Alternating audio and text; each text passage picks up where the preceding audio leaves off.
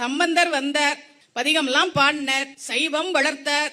அப்பர் சுவாமிகள் வந்தார், சைவம் வளர்த்தார். 2 பேரும் எல்லாத்தையும் திருப்தியா பண்ணிட்டு போயிட்டாங்களே, பிறகு ஏன் சுந்தரர் வந்தார் என்றால், நமக்கெல்லாம் திரும்ப திரும்ப யாராவது வந்து சொல்லிக்கிட்டே இருக்கணும். சொன்னா கேப்போமா? நாம ஏதாவது செய்யணும்னு நினைச்சா கூட யாராவது வந்து குழப்பி விட்டுருவாங்க. நீ எதுக்கு கோயிலுக்கு போற? நடக்கிறது நடக்கும். கோயிலுக்கு போனா கஷ்டம் தீருமானலாம் பேசிட்டு இருக்காங்க. கர்மாவை நாம அனுபவிச்சுதான் தீரணும். இதில் மாற்று கருத்தே இல்லை. உங்ககிட்ட ஒருத்தர் 5000 ரூபாய் கொடுக்கிறார், 1 ரூபாய் காசா கொடுக்கிறார். 5000 1 ரூபாய் காசை உங்ககிட்ட கொடுத்து அந்த ஊர்ல போய் நீ சேர்த்துடு அப்படின்னு சொல்ற. 5000 1 ரூபாய் காசை நீங்க கையில புடிச்சுக்கிட்டே வந்தா வலிக்குமா வலிக்காதா? வலிக்கும். நீங்கள் சுமக்க வேண்டிய கர்மா சுமந்துதான் ஆகணும்.